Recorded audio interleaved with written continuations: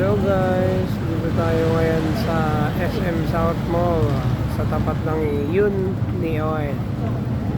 Maghihintay tayo ng booking pabalik ng Manila dahil dito po ako huling nag-drop off.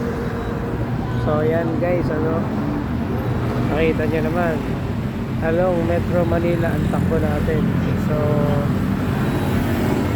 magbubukas ako dito sa isa kong phone, umilaw yung phone ko, magbubukas ako dyan ng app pabalik ng Manila.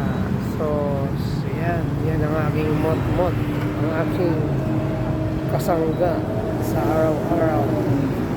Kung wala siya at kung wala tayo, wala rin ang lahat. So yan guys, makikita nyo, eto katabi ko, mga rider din. So ayan, kaya ako dito nag-stop over tumambay kasi dito rin ako nagpagas. Yan. So ayan,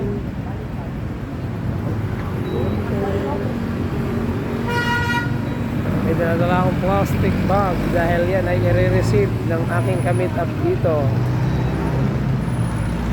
Dito daw kami magkikita imbis na South Residence Tower 4 sa likod ng South Mall. Dito kami magkikita sa harap ng South Mall, dito mismo sa tinatampayan ko ulit. Bubuhay naming mga biyahero.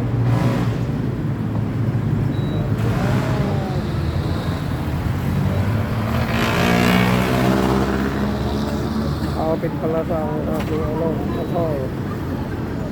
Whoop! May butas.